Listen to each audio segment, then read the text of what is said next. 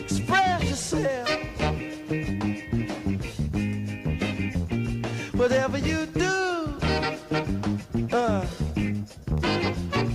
do it good. Whatever you do, Lord, Lord.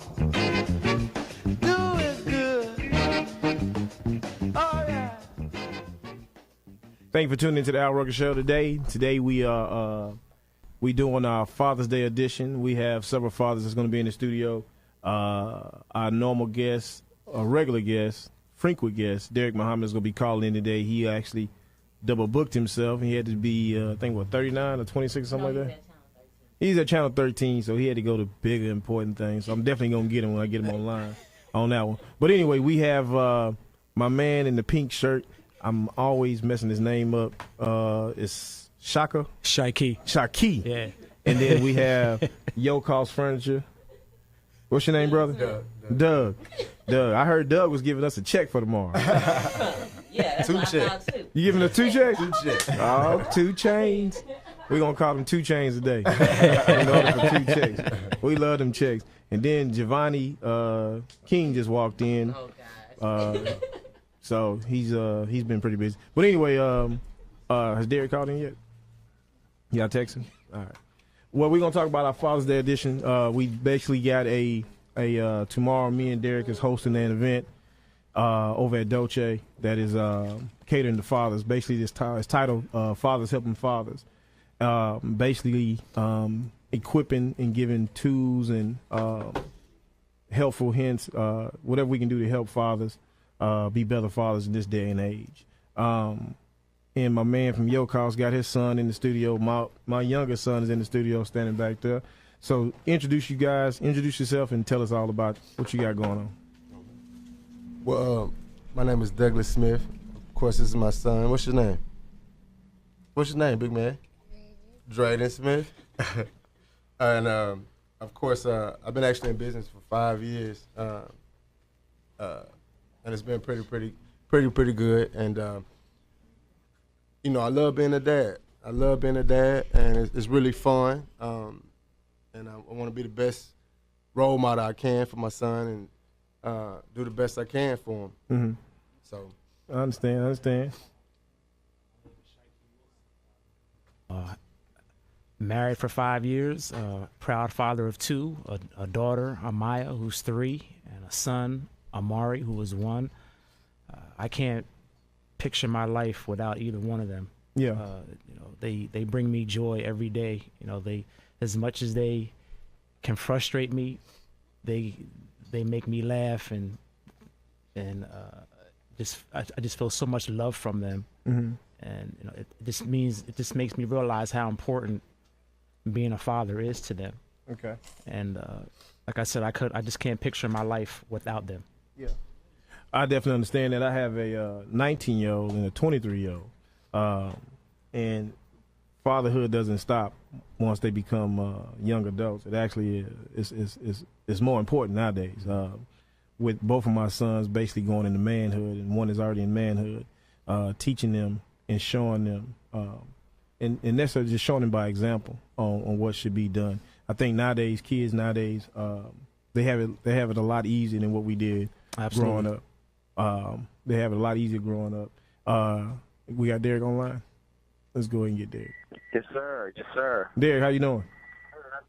Man, I'm doing well. How you doing, my brother? I'm good. I told them that you had bigger, important things to do today instead of showing up. Never that. No, I'm messing with you, man. We understand the booking situation. We got 2 guests in. We got a couple more guests coming in. Introduce you guys to Derric. Hey, Derric, my name is Shaiki Wilson. hey, Derric, Douglas Smith. Pleasure to meet you, Brother Douglas. Thank y'all for coming in. Yeah, Derric, I know you don't have much time, so I'm going to kind of dive into what we got going on tomorrow. Me and you basically started this. This will be our first year starting Fathers Helping Fathers, and we decided we're going to try to do this every year and grow up from there. Hopefully we have my goal tomorrow is to have minimum 100 participants, and then we can grow from there. And that may be modest. I know you definitely want to have more than that because we've been talking about this, if not every day, every other day. But kind of tell the audience, from your perspective, why it's so important, the father is so important this day and age in the household. I think it's extremely important. When you look at the divine order of things, God is the head of the household, then man, and then comes the family. But unfortunately, we live in a society where there's a lot of role reversal, and many of us as men are not accepting our responsibility as fathers, heads of the family, and heads of the community.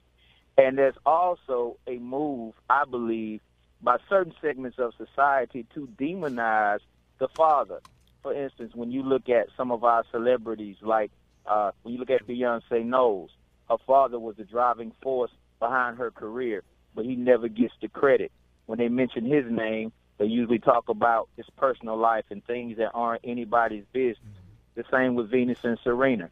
Their dad, driving force behind their career, never get the credit. Michael Jackson and others. So I believe that the climate is as such that we as brothers have to come together and find a way to encourage one another. So tomorrow is going to be all about encouraging fathers. If you've been a bad father, we want to encourage you to be a good father. If you've been a good father, we want to encourage you to be a great father. If you've been a great father, we want to encourage you to be even greater.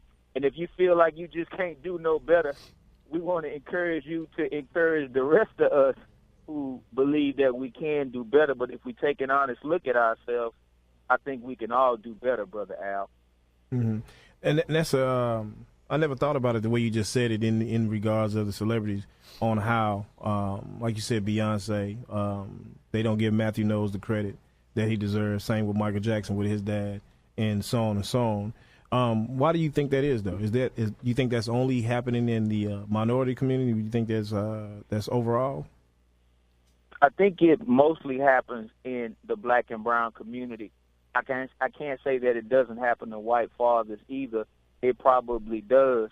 But, when you look at Michael Jackson per se, Joe Jackson may have had his faults as a father. I mean, I don't know what happened. I wasn't there. But all I can say is that this man literally produced a dynasty of entertainers, including the best entertainer that ever lived. But when they bring up Joe Jackson's name, they're quick to say things like, well, it's his fault that Michael didn't have a childhood. But were it not for Joe Jackson, you would have no Michael Jackson. And I believe that that's just a microcosm of a macrocosm. It happens in everyday life. People are quicker to give the credit to the black mother, which I don't think we should take no credit for Mama. I mean, Mama gets the credit that she deserves, and there's no role, in my opinion, that's more important than the role of mother in a child's life. But that father's role is critical, and unfortunately, too many good fathers don't get the credit that they deserve. And all it takes is for a father to fall short one time, and when he falls short, they'll beat him down. Well, we want to take brothers like that, and we want to deliver a word tomorrow that will pick them up.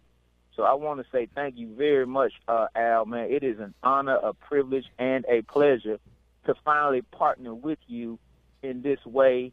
And I envision men coming in tomorrow with their heads down and leaving with their heads held high, knowing that there are men who are just like them, who are going through similar struggles, but at the same time we understand that if we join forces and we come together, those problems that look insurmountable, we can solve them if we would unify as fathers.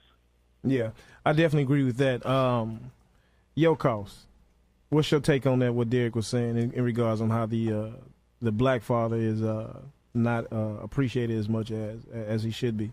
I agree 100%. I feel like being a black father is very, very tough. Mm-hmm. I feel like in so many ways we go unappreciated, mm-hmm. Not respected. And if being a father would have came with a book, like when I was growing up, my daddy really wasn't there. Mm-hmm. So mm-hmm. I always promised my children, I was like, man, you know, I want to be the total opposite of my father, you know, and sometimes we make mistakes and different things like that, but I definitely feel that you are unappreciated, and it's hard, you know, it's hard being a father, you know. And now, when you say hard, give me some examples of what you mean by hard. well, just for example, like when I was if my son acts up at school or something like that, Okay. and I try to discipline him, his mom would kind of interfere with me disciplining him, Okay. you know, and criticizing me for that. Yeah, thinking know. you too hard on them. Right. Yeah, okay. And I always felt like you want me to be the dad and the man when it's convenient for you. When the bills come, I'm the man. But when I'm trying to discipline my son, you know, my daughter, then it's different. You know. And I always thought I said, well, it's parents in the world and it's parents in the house. Yes. I don't want to let him be disciplined by the parents in the world, which are the police, and especially nowadays. You know, so it's really scary for them. You know, and that's why I think it's so important to discipline them and being there for them, and you know, stuff of that nature. No. What's your take on that, Doc? You know, it's interesting that he brought up Michael Jackson and his father and this Venus and Serena's father. When Venus and Serena first started, Richard Williams was portrayed as someone who didn't know what he was doing.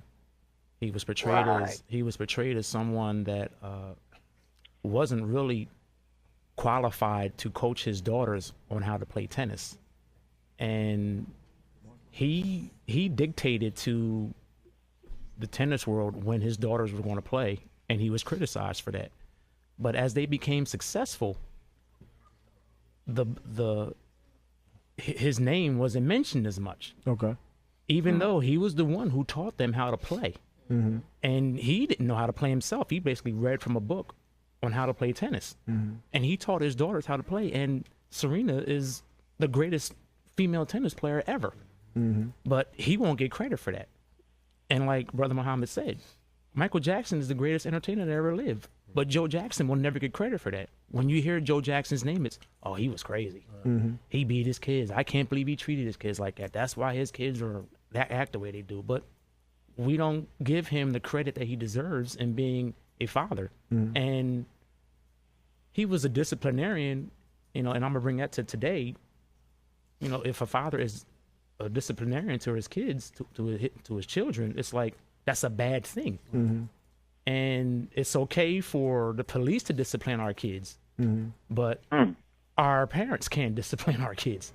You know, there's some places where if you discipline your child by hitting them, people are so quick to call the cops. Yeah. And a parent can get charged for that. But we see police killing our kids every day.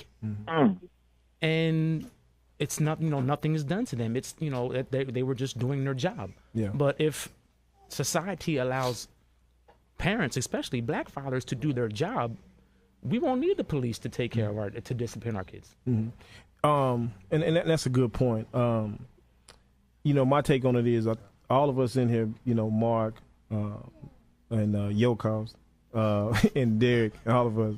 You know I'm bad with names, so I'm gonna make up a name.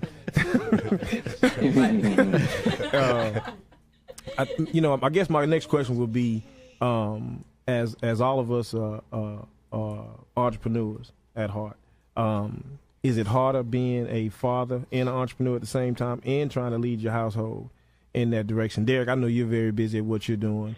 I'm busy at what I'm doing, and we all are. So how does that impact fatherhood? How does that help? Does that hurt? Does that help? What does that do in you guys' opinion? Let me start with you, Derric, because I know you have not much time. That's a very good question. And one of the main jobs of a father is to be a provider for his children and the provider for his family. And in the current climate in America, you know, the unemployment rate in the black community is double the national average. And you know how that goes. If you don't work, then you can't eat. And so in order to be a provider for your children and to stay away from the clutches of the criminal justice system, you have to get out here and create a job for yourself. Right. And nobody knows like you, Brother Al, being an entrepreneur is not a 9 to 5. Nah, it's not. It's No. more like a 5 to 5. And if you're going to be a provider for your family, unfortunately, time away from your family has to be taken in order for you to build a business, build an industry, and create employment for yourself and your community.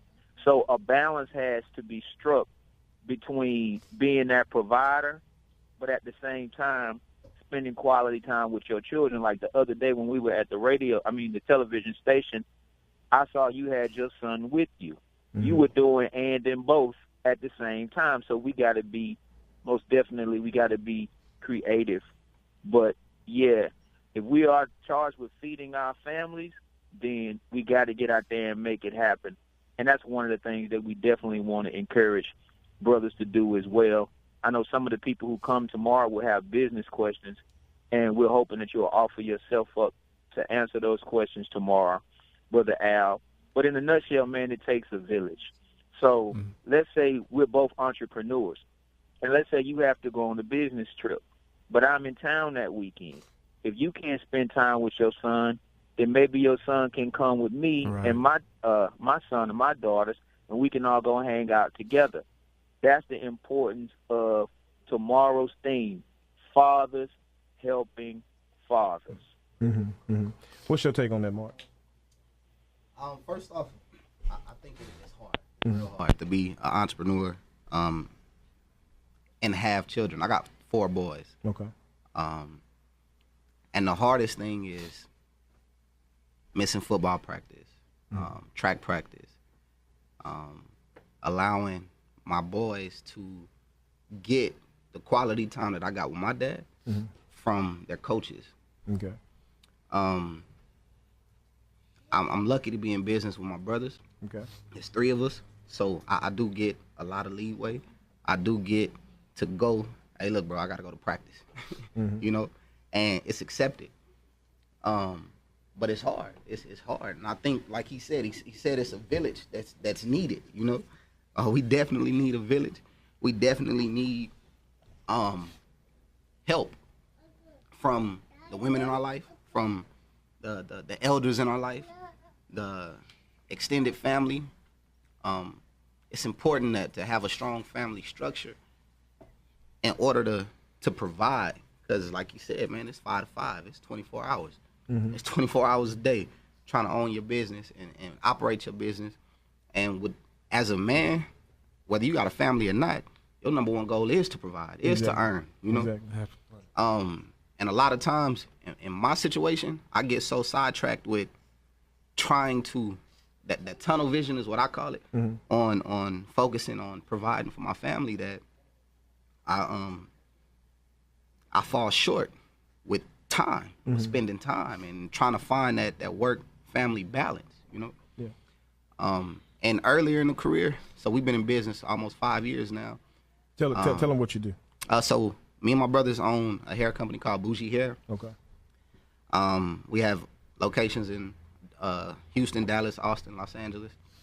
So it causes us to travel a lot and just spend a lot of time away from home.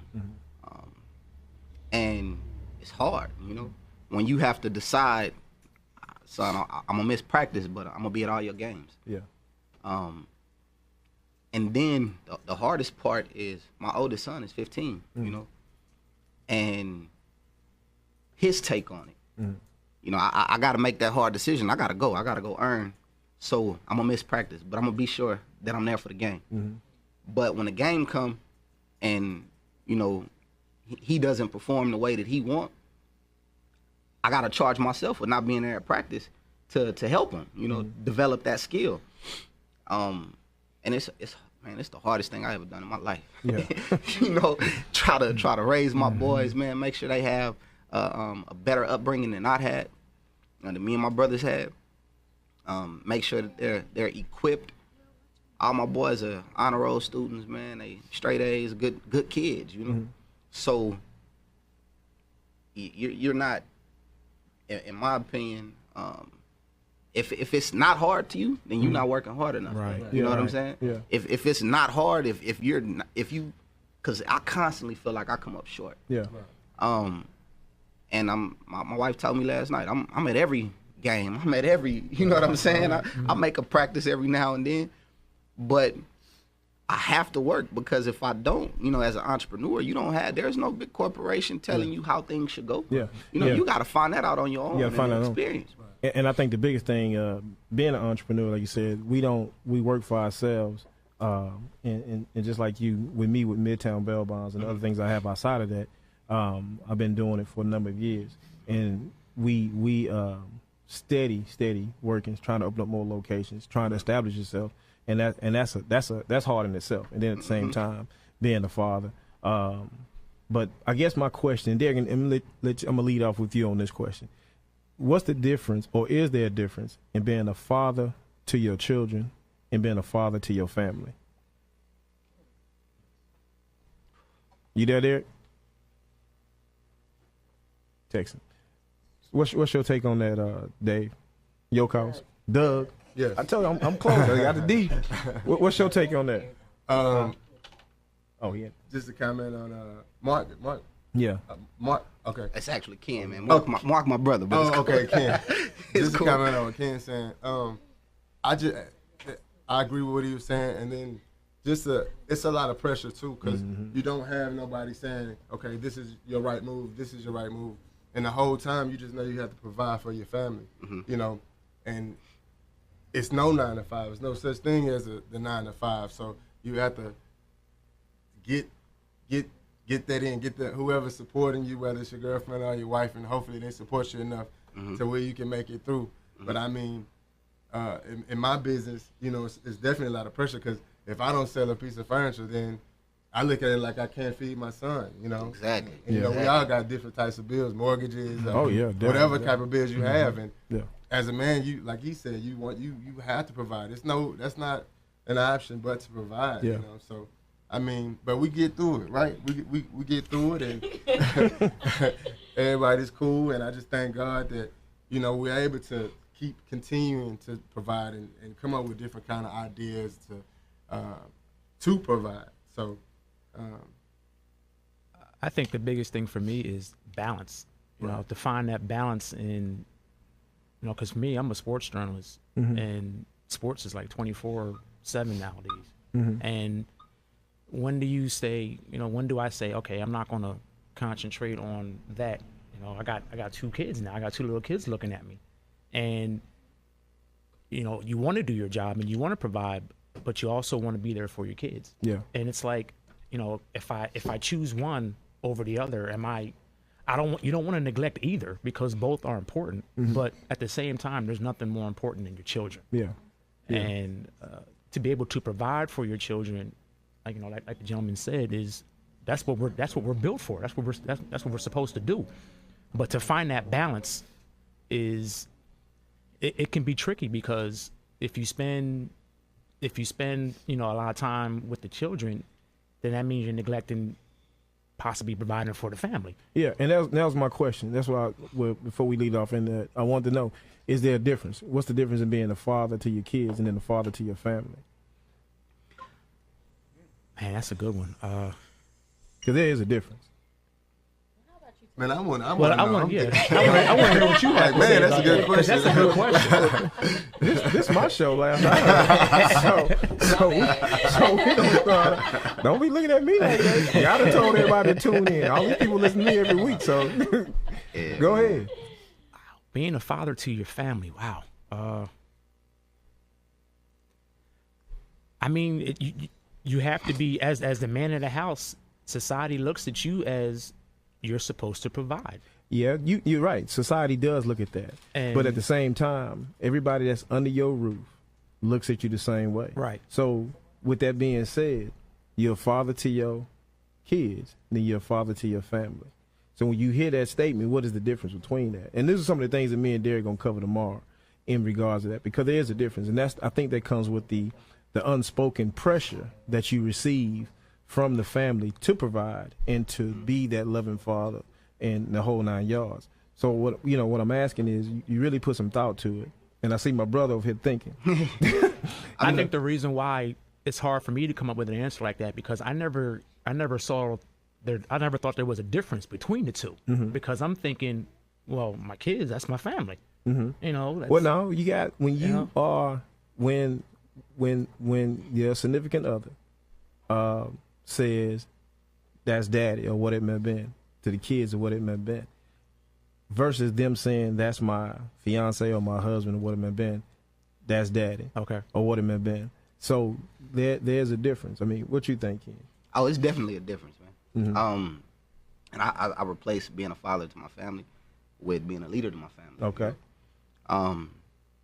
And in leadership, you always have to make the right decision. Mm-hmm. You know, and it's hard. You know, it's hard to sometimes that right decision might fit my children, but it don't fit my wife. Mm-hmm. You know, it might fit my wife and my kids, but it's not fitting the business. Mm-hmm. You know, so it's like he brought up trying to find that balance. Mm-hmm. And I think it comes with time. You know, it comes with experience. I'm only 30, man. I've been a daddy since I was 16. You know what I'm saying? Yeah. My kids sat in college with me. They literally sat in my classes and took finals with me. You know? So it's hard, you know? Yeah. And there's 9 times out of 10, nobody around telling you what you're doing right. Everybody is telling you what you're doing wrong. So that's that unspoken pressure that you talked about. Yeah. You know, the pressure of my wife telling me she tired of taking my boys to practice. All right, well, you come work for the business for 24 hours. You know what I'm saying? You can't say Exactly. that. You know, you come do these graphics, man. You Well, handle the just said it. website and you do all of that, you know? So it's hard, you know? Now, when you talk about being a father to your kids, we have to ensure that they are men, you know, contributing to society, contributing to the community. Right. Yeah, I want my kids, I would love for my son to make it to the NBA or the NFL, you know? Yeah. But that's not my focus. My focus is to make sure that you're morally sound, you know, to make sure that you can one day raise your family, you know, and that you have the morals or the vision or the core of what it takes. That's what I'm here to provide for you. You know? I want you to be 10 times better than me. Right. You know? Right. In fact, I need you to be 10 times better than me so I don't have to worry about my grandkids. Yeah, you know? exactly. And their kids. So yeah, I definitely think there's a difference between being a leader to the, you know, the family and a leader with, you know, my kid. I mean, a father to my kids and a father to my family. Yeah. But I think you're not. I mean, because with children, you have that automatic leadership role. With your wife, she grown too. You know, so at least in my experience, you know, it's harder to earn that place as the leader, even though we're married, even though, you know, we sometimes we feel like it's supposed to snap in place. But I learned last night that it don't happen like that. It don't. You know, it don't just last night. You know, it don't snap in place. You know what I'm saying? And there's a lot of things that, in my mind, I haven't got there yet. You know, so let me earn this $1 million first, and then I can send you to grad school. You know. In her mind, I told you I want to go to grad school. When are we going to discuss me going to grad school? Yeah. Let me get the money to pay for it first. Yeah. So it can be real, you know? But so I might not have that conversation with you. It's in my mind. I still know you want to go to grad school. I still know you need to get there. So I'm focusing on earning this money. And in focusing on doing that, I skip the conversation, the update. I was told you know, you're supposed to run. She told me last night, you're supposed to run this family like you run your business. So we need to have meetings. Yeah. You know, and we need to, you know what I'm saying? We're gonna come back there. We're gonna take a break. We're gonna get back on that in a minute. So it's. Thank you for tuning back into the Rucker Show. And again, we're doing our Father's Day edition. The day before, myself and Derric Muhammad have our helping fathers at Dolce Ultra Lounge, located in Cypress, Katy area. And we left off with the Ken had a statement that his wife had basically told him, based on how he runs his business, that's how he ought to run his household.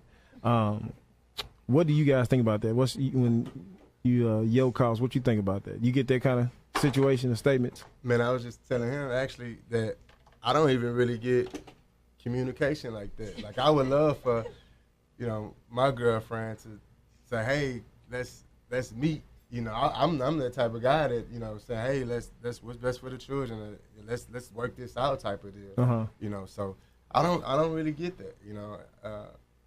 So what's your thoughts? You think you ought to run your household how you run your business? I think both, of course, are a priority, but I don't think. Yeah, I guess that makes sense. Yeah, I think what she's just saying is it should be, you know, really, really important. The amount of energy you put into your business, you should put that in your family. I just don't know, to be honest with you, how. You know, and like he said earlier, like balance, but shoot, man, like, you know, I work like 12 hours a day. Yeah. You know, gotta do commercials and stuff and running back and, you know, it's just a lot. And then, you know, when you get home, then you're drilled again. Yeah. And I'm like, damn, you know, I come to the house and I didn't work 12 hours a day. And then when I get home. Right, you want to relax. Yeah, and I'm just like, you don't even know what I went through. You didn't even ask me how my day was. But that just goes out the window. Yeah. And you go like, man. But I think what happens is, you know, your girlfriend or your wife, they get comfortable in that they get comfortable in what you have going. Like if you're the provider and you have a business, they get comfortable. So how you date goes out the window. That's forgotten about. But if you didn't bring the money home, then you'll be sorry. So well, and I definitely understand that. So I guess it comes down to the question, or it comes down to the statement, priest, provide, and protector. So how do you balance that out? You know how to balance that? You know how to do that? Well, I know what he was saying about the business aspect and with your family. There's some aspects from your business that you can bring into the communication part. Going over there's still business that you have to take care of in the family, like the bills and things of that nature. But I know for me, my wife, she likes to run things like a business, and I'm like, you can't fire me as your husband, because if someone doesn't do right in the business world with you, you can say, okay, I'm going to move on with somebody else. But so you disagree with trying to run your family like a business? I think you can take some aspects from the business side of it into the family, but to run it like a business, for me, I don't think so. that. I think what Ken was saying, more so what his wife was saying, as Yokal said, the energy that you put in your business, you put that in your family. And that could be kind of hard because, like you're saying, if you're working 12 to 14 hours a day and it doesn't even stop when you get home. Because literally, like, my phone rings throughout the day and throughout the night. We're a 24-hour business, so I'm getting text messages from each locations and what it may have been. Even in those times when you spending family time with your family, your business is still. So you're never really, you're never really away from your business. Yeah, but at the same time, as I'm hearing, there's a sacrifice.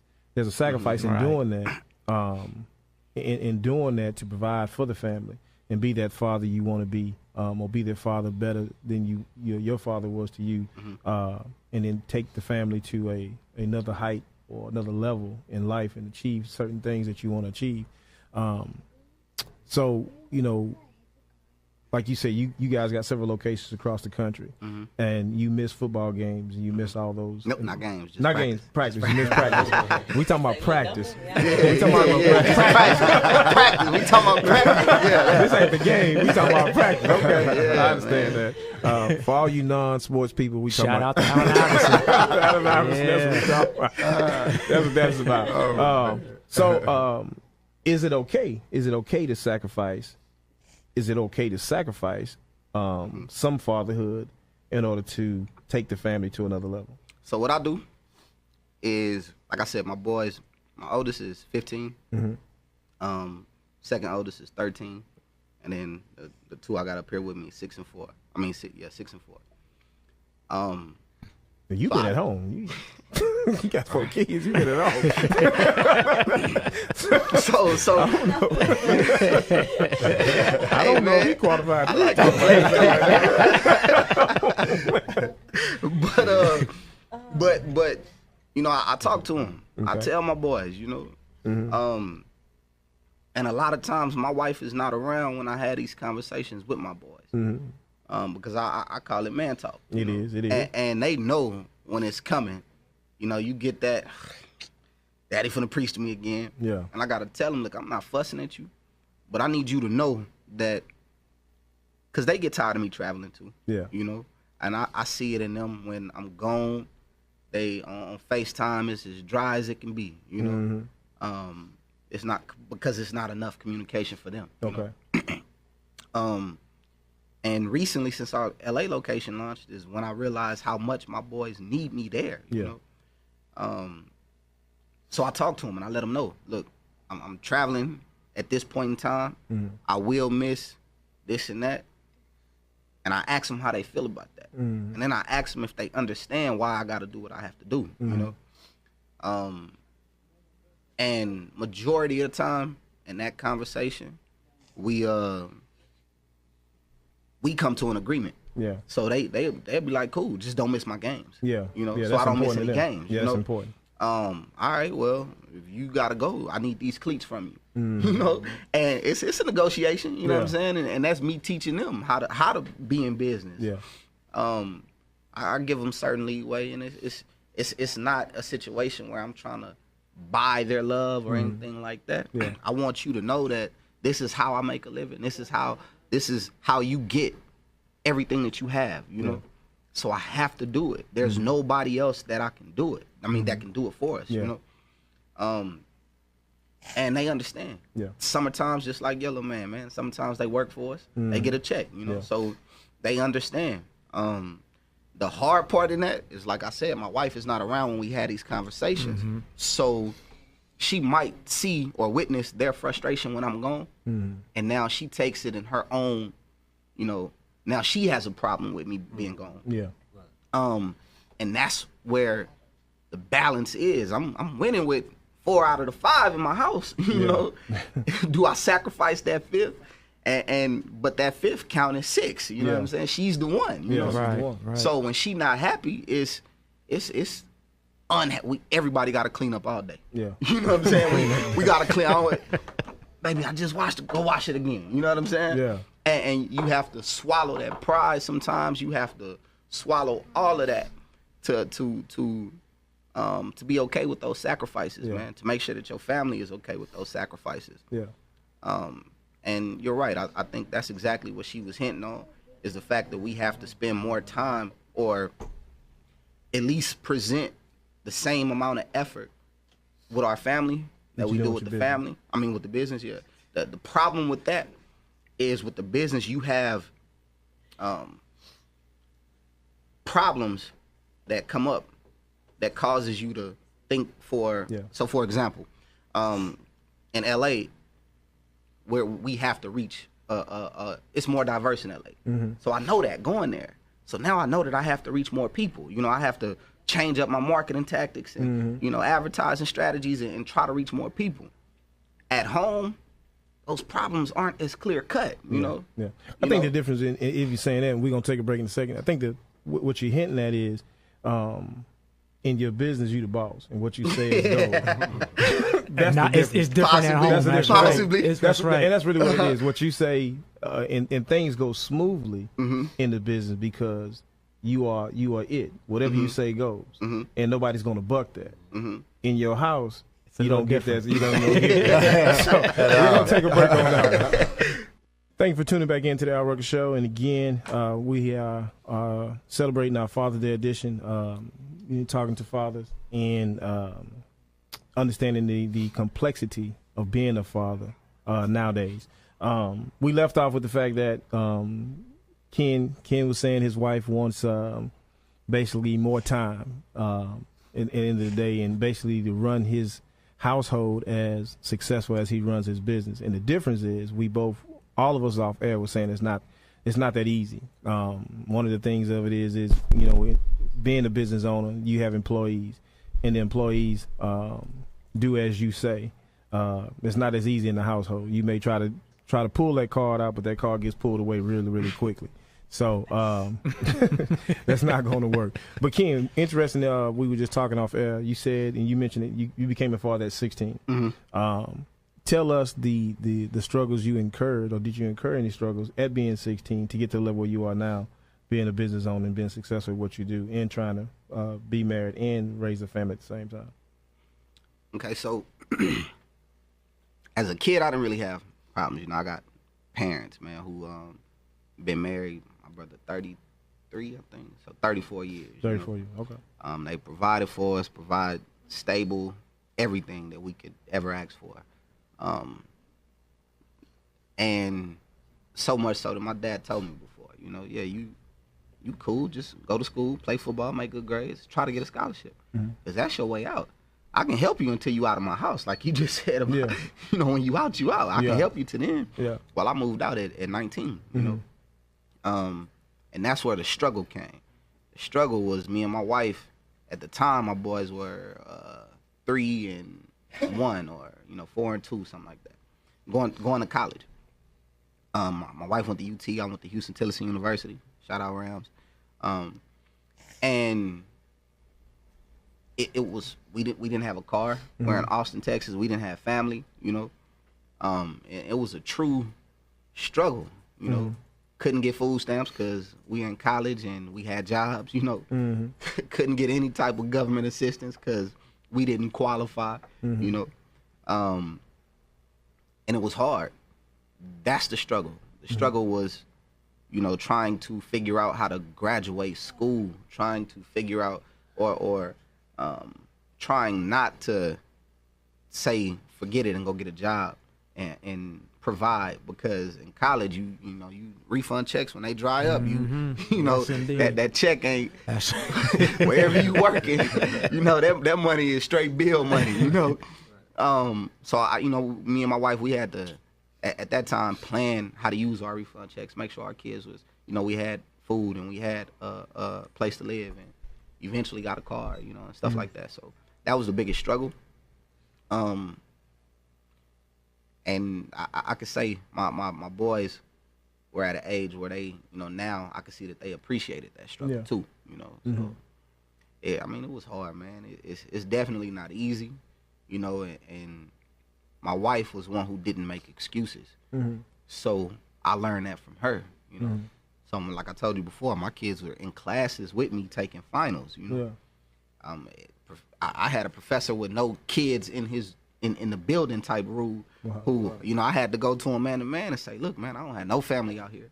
I don't have no babysitters. I can't afford no daycare. So is there an exception? Yeah, your son got to sit outside. Okay, well, can I sit outside with him and take my test?